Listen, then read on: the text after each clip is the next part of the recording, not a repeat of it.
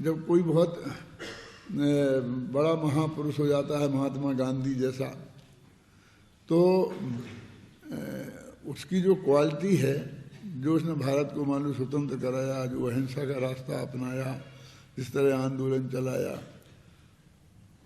तो उसके साथ में उसकी ऐसी भी चीज़ें जिनका स्वतंत्रता आंदोलन से कोई संबंध नहीं है, दूर का, वो भी आदर्श हो जाती है।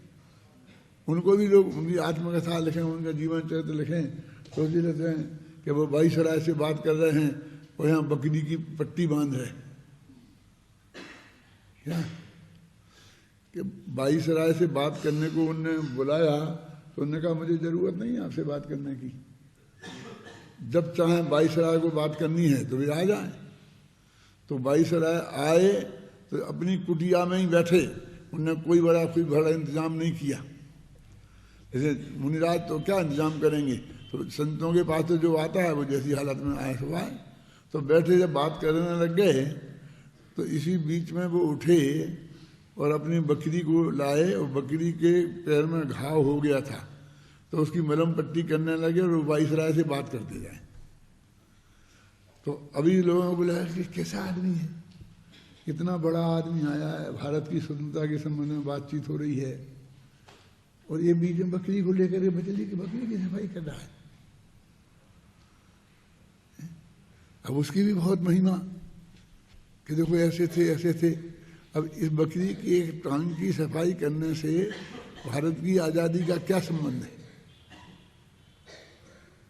है ना?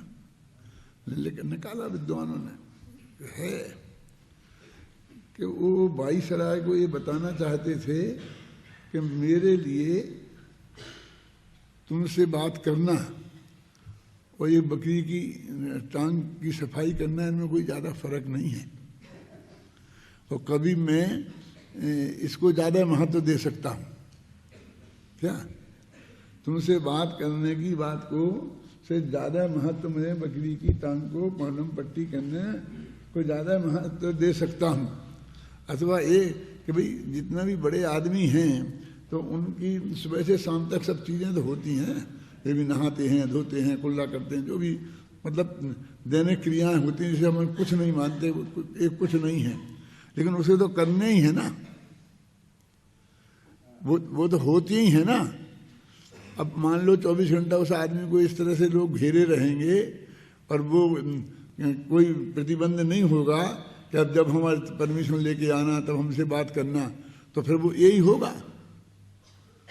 मैं सुबह से शाम तक घेरे ही रहेंगे, तो बीच में वो चाय भी पिएगा, है तो चाय भी मंगा के पिएगा, तुमसे कह देगा तुम पियो, चने खाएगा तो चने खाएगा, भुट्टे खाएगा तो भुट्टे खाएगा, जो भी जिसको खाने की नाश्ता करने की जो आदत है वो चिकना ही नहीं खाता। मेरा मतलब समझे ना?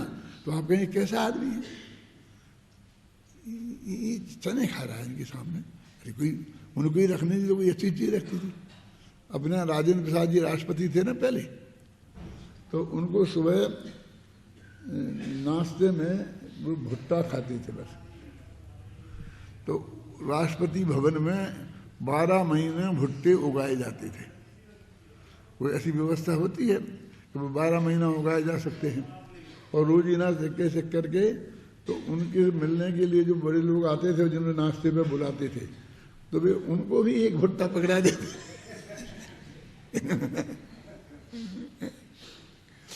क्या ऐसा नहीं कि भोज दे रहे नाश्ते में बुलाया तो नाश्ते की बड़ी बात करें।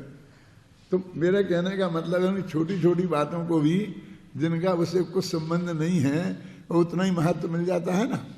तो ये मोक्ष के मार्ग में चलने वाले लोग इतने महान हैं कि इनके जो मोक्ष से रास्ते से उसका कोई संबंध नहीं है, उनके जीवन में ऐसे चलने वाली साधारण सी बातें भी व्यवहार से मोक्ष मार्ग कह दी जाती हैं, है ना। अब आप इसको आपको ध्यान नहीं जाता है कि पूज्य गुरुदेव श्री के साथ में लोग घूमने जाते थे, सुबह भी घूमने जाते थे तो उनके साथ में जाते थे, तो वो चुपचाप जाते, बोलते नहीं थे, बात नहीं करते थे। फिर यदि किसी ने कोई बात करी और उनको कुछ जवाब देने का विकल्प आया अथवा उनको ही कोई बात कहने का विकल्प आया तो वे खड़े हो जाते थे। और जब तक बात करते रहते थे खड़े ही रहते थे, चलते नहीं थे। और जब फिर बात बंद कर देते थे तब चलते थे। तो लोग गए क्या बीच में खड़े हो गए रास्ते में। तो जो साधु का ऐसा जीवन है कि ईर्ष्या समिति पूर्वक चलना है तो दो जगह उपयोग नहीं रह सकता। तुमसे बातचीत करेंगे तो वे उस वक्त चलेंगे तो 4 हाथ जमीन नहीं देख सकते। इसलिए वो उनकी जब श्वेतांबर साधु थे तब की ही वो आदत थी। ख्याल में है ना। और वो ऐसा करते थे। अब और अब कोई जो इस बात को नहीं समझता है अब वो तो ये तो समझता नहीं कि साधु के जीवन में ऐसा होना चाहिए। तो वो चलता है, चलते चलते बात करता जाएगा, चलते चलते बात करता जाएगा। तो चलते जाएगा और बात करता जाएगा तो वो ईर्ष्या समिति पूर्वक नहीं चल सकता है ना। और ये कालिदास ने तो सामान्य सज्जन व्यक्ति के पुरुष में से ना मैं ये बात जीवन में बताई है कि चलते हुए खाना नहीं चाहिए और खाते हुए चलना नहीं चाहिए। वो एक आता है प्रसंग कि राजा भोज के पास में कालिदास गए तो जैसे उनकी बहुत घनी दोस्ती थी तो उन्होंने कोई पूछने की आवश्यकता नहीं समझी। होता है ना अपने पास नीरेस्ट के लोग होते हैं तो प्रवेश करते ही अपने बेडरूम में ही चले जाते हैं। अपन सो रहे तो वहीं आके बैठ जाएंगे पलंग पे, वहीं बात करने लगते हैं। और बहुत से लोग ऐसे आएंगे कि वो जब वो कहेंगे तो अपन जो टाइम देंगे उसी समय पे आएंगे और नहीं तो नहीं आएंगे। ऐसा होता है ना अब यह हर एक के साथ में, चाहे जितना बड़ा आदमी हो चाहे जितना छोटा आदमी हो। तो जब वो चले गए कालिदास तो राजा भोज ने कहा आओ मूर्ख। क्या कहा? आओ मूर्ख। तो कालिदास ने उसी वक्त एक श्लोक बनाया और कहा गच्छन्न खादामि हसन्न जल्पे कृतम न सोचामि गतम न सोचामि कृतम न मन्ये द्वाभ्याम तृतीयो न भवामि राजन किम कारणम भोज भवामि मूर्खा। कि हे राजन मैं गई हुई बात को सोचता नहीं हूं, जो गई सो गई। अब उस पर ज्यादा विचार क्या करना। गतम न सोचामि, गई हुई बात को सोचता नहीं हूं। और कृतम न मन्ये, किसी का मैंने उपकार किया तो फिर उससे गिनाता नहीं फिरता हूं। ऐसा मान के रखा होगा मैंने तेरा ऐसा किया, मैंने तेरे ऐसा किया। भाई किया, कहते हैं ना नेकी करो कुएं में डाल। कृतम न मन्ये। और गच्छन्न खादामि, मैं चलते चलते खाता नहीं हूं। और कृतम न मन गच्छन्न खादामि हसन्न जल्पे। और बोलते बोलते हंसता नहीं हूं, हंसते हंसते बोलता नहीं हूं। जब पहले हंसना होता हंस लेता हूं, बोलता हूं। जब बोलता हूं तब हंसता नहीं हूं, जब हंसता हूं तब बोलता नहीं हूं, क्योंकि उच्चारण सही नहीं निकलेगा। और द्वाभ्याम तृतीयो न भवामि राजन, दो आदमी आपस में बात कर रहे हों तो मैं बिना पूछे बीच में तीसरा शामिल नहीं होता। द्वाभ्याम तृतीयो न भवामि राजन, दो में तीसरा व्यक्ति नहीं बनता हूं मैं। बिना परमिशन के तो बनता ही नहीं हूं। वास्तव में तो उस वक्त परमिशन भी मांगने की जरूरत नहीं है, मिलना ही नहीं चाहिए। उन्हें शांति से अपनी बात पूरी करने देना चाहिए ना। फिर किंग कारणम भोज भवामि मूर्खा, फिर हे भोज मैं मूर्ख हूं। बताओ क्यों मूर्ख हूं। ये पांचों काम जो मूर्खता के हैं वो मैं नहीं करता हूं, फिर भी तुमने मुझे मूर्ख कहा। इसका क्या कारण है? तो क्या कारण था कि वो बात कर रहे थे किसी व्यक्ति से और उसी बीच में ये बिना पूछे चले गए थे, क्योंकि बहुत नजदीक के थे ना। लोग कह रहे हम अपन भी जाके चुपचाप खड़े हो जाते हैं, है ना। फिर वो कभी कभी उन्हें कहना पड़ता है कि भाई साहब जरा हम 2 मिनट बात कर लें, आप बिराजो। तो फिर अच्छा नहीं लगता ना कि 2 जने बात कर रहे हों तो तीसरा आदमी जबरदस्ती उसके बीच में नहीं प्रवेश करता है। तो उसमें भी ये बात आई है, गच्छन्न खादामी, क्या हसन्न जलपे, मतलब मैं 2 काम एक साथ नहीं करता हूं। तो वे जब वो कह रहे हैं कि मैं जब चलता हूं मुनिराज, तो वे बोलते नहीं हैं, और बोलते हैं तब चलते नहीं हैं। ये सामान्य नियम है, मतलब मेरे कहने का। अन्यथा हम बोलने में भी सावधान नहीं रह पाएंगे और चलने में भी सावधान नहीं रह पाएंगे, क्योंकि हर काम के लिए उपयोग लगता है, उपयोग खाता है वो हर काम। और जब तक पूरी तरह से उपयोग उसमें नहीं रहे तो कुछ ना कुछ गड़बड़ हुए बिना रहती नहीं है। तो वो कहते हैं कि वो जो मुक्ति के मार्ग में जिनका कोई स्थान नहीं है, लेकिन वो ज्ञानी के जीवन में यदि होती हैं तो उन्हें मोक्ष मार्ग कह देते हैं। अभी मैं बताऊं कि ऐसी क्या चीज है कि जिसका मोक्ष मार्ग में रंच मात्र भी योगदान नहीं है और उसको उन्होंने कह दिया। ऐसी आप सोचो एक आध बार, दिमाग लगाओ। किसी मोक्ष मार्ग कर दिया हो तो वो मोक्ष के मार्ग में किसी भी निश्चय व्यवहार से कहीं भी कुछ फेट नहीं होता हो।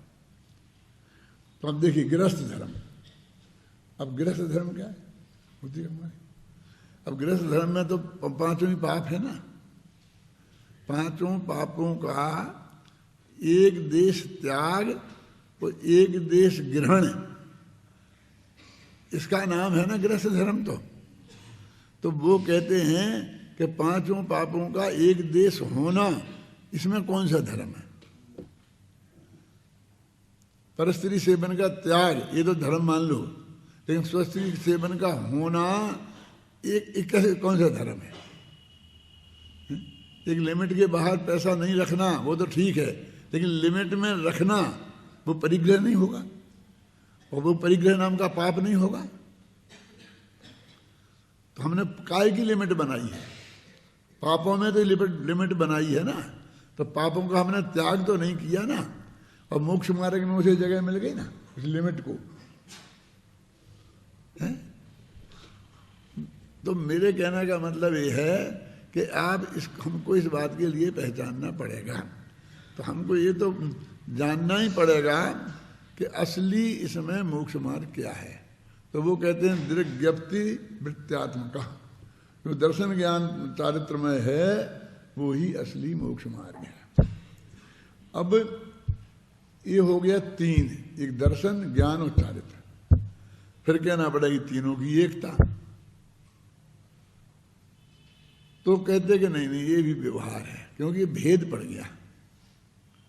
तो वास्तव में चीज तो यही है, लेकिन जिसकी आराधना करने से ये होते हैं, जैसे अपने त्रिकाली ध्रुव आत्मा को में अपनापन करने से सम्यक दर्शन होता, निज रूप जानने से सम्यक ज्ञान होता, उसी का ध्यान करने से सम्यक चारित्र होता। तो ये तीनों चीजें में एक आश्रय एक ही का है ना। तो हम ये बस आत्मा के आश्रय से धर्म होता। तो ये हो गया निश्चय, और दर्शन ज्ञान चारित्र ये हो गया व्यवहार। तो क्या जिसके आश्रय से होता है उसको मुख्यता देनी, कि उसके आश्रय से जो होता है उसे मुख्यता देनी। समझ में आ रही ना ये बात। तो यहां पर जब दर्शन ज्ञान चारित्र में बोलते हैं तो जो हुआ उसको मोक्ष मार्ग कहा, और जब वो आत्मा को कहते हैं तो वो जिसके आश्रय से हुआ वो उसकी बात कहते हो। इतनी सी बात है, बात तो दोनों ही है। माने आत्मा के आश्रय से सम्यक दर्शन ज्ञान चारित्र हुआ तो कभी आत्मा के आश्रय को बोल देंगे मुक्ति मार्ग, और कभी दर्शन ज्ञान चारित्र को बोल देंगे। तो अब यहाँ ये कह रहे हैं एक मोक्ष जो पथ है वो दर्शन ज्ञान चारित्र में है, ऐसा निश्चित जानो। तत्रैव स्थितिमेति यह मन समझाए तम चेतसी, उसमें ही स्थिति मेति, उसमें ही तुम ठहर जाओ। तुम थाप निज को मुक्ति पथ में, है ना। तो ये थाप की जगह उन्होंने स्थिति मेति, उसमें ही ठहरना। और अहेन अनिसम निरंतर ध्यायेच्च, उसी का ध्यान करना। और चेतति तस्में नैव चेतति, निरंतर उसमें ही चेतना और निरंतर उसमें ही विहार करना। देखो आ गई ना तीनों चीजें जो उस गाथा में थी, बस वही की वही अनुवाद करके रख दी, सिर्फ भाषा परिवर्तन है और नहीं है ना कुछ। एको मोक्ष पतो सएष निहितो दृग्यप्ति वृत्त्यात्मका तत्रैव स्थितिमेत्यस्मनिशं ध्यायेच्च तं चेतति तस्मिन् नैव निरंतरम विहरति, उसी में विहार कर रहे हैं। और द्रव्यांतराण्यम अस्पर्शन, अन्य द्रव्यों का स्पर्श तक नहीं कर रहे। स्पर्श करना माने छूने से मतलब नहीं है। जैसे ध्यान का ध्येय आत्मा को बनाया तो अन्य को ध्यान का ध्येय नहीं बनाया, अन्य को समझ लीजिए श्रद्धा का ध्येय नहीं बनाया, और समझ लो कि उस समय उपयोग का विषय भी उसे नहीं बनाया। सोवश्यम समय से सार, कहते हैं कि जो व्यक्ति ऐसा करता है वो अवश्य ही समय के सार भगवान आत्मा को अचिरात बहुत जल्दी नित्योदयम, उसको नित्य उदय हो जाएगा और ऐसा वो वेदन करेगा। देखो दृग ज्ञान में वृत्त्यात्मक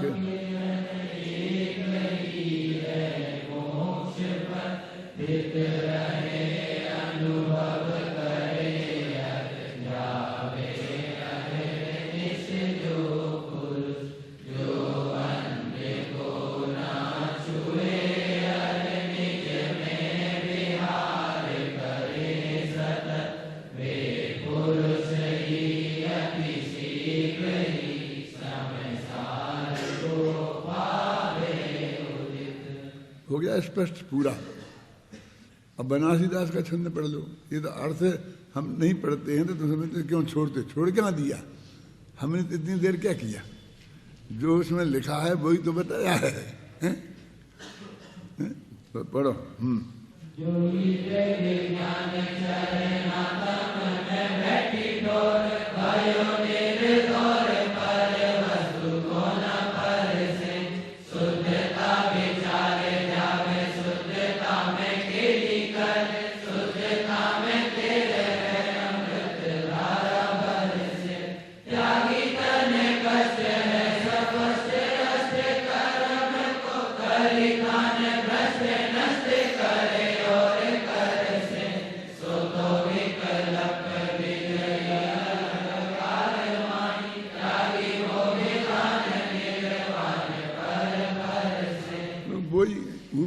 इन्होंने इसमें भी दोहरा दिया है।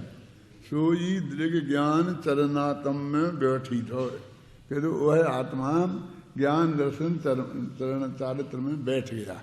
वो स्थित वहाँ था ना, स्थाप निज को, और वहाँ स्थिति में मेती था। फिर अपन ने इसमें हिंदी में लिखा था स्थित रहे, वो इन्होंने भी क्या लिखा, बैठी ठोर, उसी स्थान पर बैठ गया। मतलब उन्हीं शब्दों ही का अंतर है ना, बात एक ही है।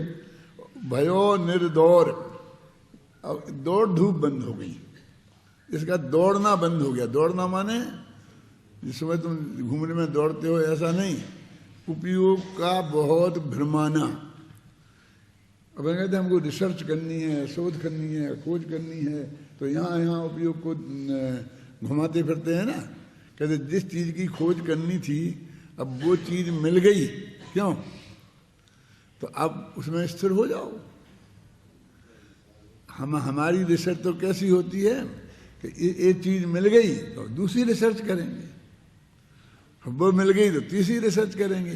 तो ये काय के लिए रिसर्च कर रहे, वो कहते ऐसी चीज की रिसर्च करो कि जो मिल जाए तो फिर निर्दौर हो जाए, फिर दौड़ धूप खत्म हो जाए। ये तो दौड़ धूप तो चालू ही रही ना। अभी हम आप देखो, एक हम काम के लिए बनाते हैं लक्ष्य, बस वो पूरा नहीं हुआ होता है कि दूसरा शुरू, उस दिन उसमें लग जाते, वो नहीं खत्म होता है तो तीसरा शुरू है। तो दौड़ दौड़ चालू रहती होगी, निर्दौर। भगवान आत्मा की शोध का काम तो ऐसा है कि जिसके बाद में निर्दौर हो जाए, दौड़ना धूप बंद हो जाए। पर वस्तु सोना पर से, कि पर पदार्थ से स्पर्श भी वो नहीं करता है। देखो, और शुद्धता विचारे, शुद्धता ध्यावे, केली करे, शुद्धता में केली करे, शुद्धता में स्थिर हो, और अमृत धारा उसके में आनंद की अमृत धारा बरसती है। सब स्पष्ट है ना, कोई देखो इसमें शुद्धता विचारे, ध्यावे शुद्धता, शुद्धता में केली करे शुद्धता में, फिर होए शुद्धता में, तो उसको अमृत धारा बरसती है, उस आनंद की अमृत धारा अंदर में बरसती है। तो एक वो शुद्धता मन शुद्ध भगवान आत्मा है ना, और उसी में जो भी है करना है ना, मन वचन काय की क्रिया, सब समझे ना, जो उसी में स्थित हो जाए माने काय की क्रिया, विचारे माने मन की क्रिया है ना, ध्यावे माने आत्मा ध्यान की क्रिया। तो ये जो जितनी मोक्ष मार्ग में क्रियाओं को स्थान मिला है, वो एक आत्मा के आश्रय से उसकी सारी क्रियाएं होती हैं। शुद्धता विचारे, शुद्धता ध्यावे, शुद्धता में केली करे, शुद्धता में स्थिर होवे, तो अमृत धारा, आनंद की अमृत धारा बरसती है। त्यागी तन कष्ट हुए, सपष्ट अष्ट कर्म को, करी थान भ्रष्ट नष्ट करे और कर से। देखो और शब्द तो इसमें बहुत साफ है कि शरीर के कष्ट को त्याग दिया। हम लोग तपस्या के नाम पर शरीर को कष्ट देने के अलावा कुछ नहीं करते। उपवास करना है तो शरीर को कष्ट देना है? पद्मासन लगा के बैठना है, एक आसन से हम बदलेंगे नहीं तो शरीर को कष्ट देना है। खड़े रहना है तो शरीर को कष्ट देना है। पानी नहीं पीना है तो शरीर को कष्ट देना है। मेरे कहने का मतलब ये है, हमारा तो सारा धर्म इस शरीर को कष्ट देने में ही समाहित हो गया है, क्योंकि वो अपना शत्रु है, तो जितना दे लो कष्ट उसे दे लो। अरे मूर्ख, इस तन जो है वो पुद्गल है, अचेतन है, उसे कष्ट होता ही नहीं है। कष्ट तो तुझे होता है कि शरीर दौड़े तो किसे कष्ट? शरीर को। उस शरीर तो पुष्ट होता है, तुझे कष्ट होता है। देखा ना, त्यागी तन कष्ट हुए, सपष्ट अष्ट कर्म को, 8 कर्मों का स्पर्श बंद कर देता है, दूर हो जाते हैं। करे थान भ्रष्ट नष्ट करे, और एक शब्द है इसमें जो कर से। ये कर से क्या है? एक अर्थ तो ये है कि वो कसायों को कृष करता है, कहना कर सती थी कर से। और दूसरा है कि उसने ऐसा किया है और भविष्य में ऐसा ही करेगा। ये बुंदेलखंड वालों को जल्दी समझ में आ जाएगा। कर से, ऐसा काम कर से, क्यों कि तुम करोगे ना ऐसा काम, कि नहीं कर से, वो कर से कोई बात नहीं, कहते ना। वर्तमान में कर रहा है और भविष्य में कर से करेगा, है ना। सो तो विकल्प विजयी, अब वो विकल्प का विजयी हो गया है, माने निर्विकल्प हो गया है।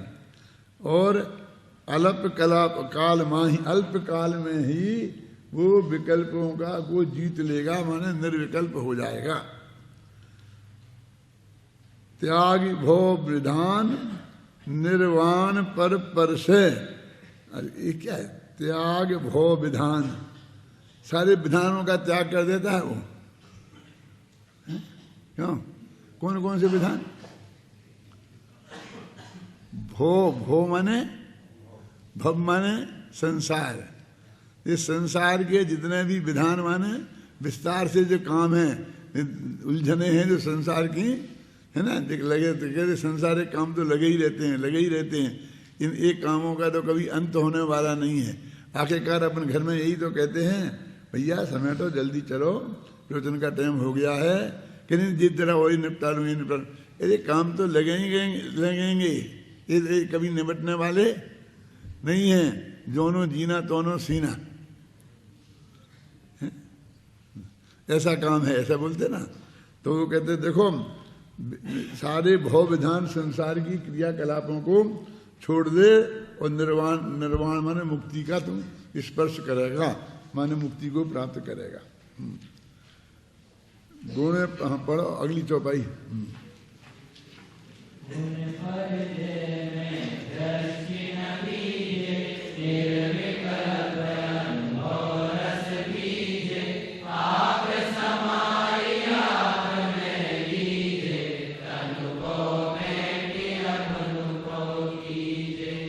देखो गुण पर्याय में दृष्टि न दीजिए। अब अभी तो पर पदार्थों से हटा दिया ना, अब अपने द्रव्य गुण पर्याय में आ गए। तो कहते अपने इस द्रव्य गुण पर्याय में से गुण और पर्यायों पर दृष्टि मत दो। अब गुण और पर्यायों को नहीं हटाना है, देखो उसे दृष्टि के विषय में से हटाना है। गुण पर्याय पर दृष्टि न दीजिए, क्योंकि पर्याय पर दृष्टि देगा तो प्रति समय तेरी दृष्टि निराश्रय होगी, क्योंकि पर्याय नष्ट होगी तो उसका आश्रय खत्म हो जाएगा। दूसरा पे तीसरा रोजाना होगा ना। और गुणों पे देगा तो अनंत भेद खड़े हो जाएंगे और वह गिनती कभी पूरी ही नहीं होगी। गुण तो अनंत है ना। तो वो कहते भाई ठीक है समझ लिया, अब गुण पर्याय पे दृष्टि न दीजिए और निर्विकल्प अनुभव रस पीजिए। ये सारे विकल्प छोड़ दो गुणों पर्याय संबंधी, और निर्विकल्प जो भगवान आत्मा है अब उसका आनंद पियो। मतलब इस पे तो दृष्टि दें कि क्या दृष्टि देना, इसमें इसके भी विकल्प मत खड़े करना। फिर अपन क्या कहते हैं कि फिर क्या करें, फिर आत्मा बस अकेले आत्मा के बारे में सोचें, बस आत्मा के बारे में सोचें। तो कहते हाँ आत्मा के बारे में सोचें। तो बस मैं तो ऐसे ही सोचता रहता हूँ, आत्मा शुद्ध है, बुद्ध है, निरंजन है, निराकार है, ऐसा है वैसा है वैसा है, इससे उसमें तो हो गया काम। तो फिर वही क्या कर तो रहा भाई, विकल्प खड़ा कर रहा, आत्मा के नाम से कर रहा है। अभी इन लोगों ने क्या किया है, मैं तो किसी का नाम नहीं लेता हूं, लेकिन ये माघनंदी के सूत्र निकाल के लाए कहीं से खोल खाल के। माघनंदी आदि उसमें वही मैं शुद्ध हूँ फलाना हूँ ऐसे 2.5-3 पेज तक मैं ऐसा हूँ मैं ज्ञान स्वरूप है, मैं दर्शन स्वरूप हूँ, मैं तत्व स्वरूप हूँ, मैं फलाना स्वरूप हूँ, मैं फलाना स्वरूप। तो आत्मा की एक एक क्वालिटी को ऐसा बोलते जाते भाई, ऐसे बोलते जाओ तो समझते अब ये आत्मा का ध्यान हो रहा है। नवोकार मंत्र पढ़ो तो वो आत्मा का ध्यान नहीं होता है। और मैं शुद्ध हूँ तो मैं शुद्ध हूँ, बुद्ध हूँ, निरंजन हूँ, तो इससे हो जाता है काम। मतलब एक विकल्प को छोड़ता है तो दूसरे विकल्प में उलझ जाता है, दूसरे विकल्प को छोड़ता है तो तीसरे विकल्प में उलझ जाता है।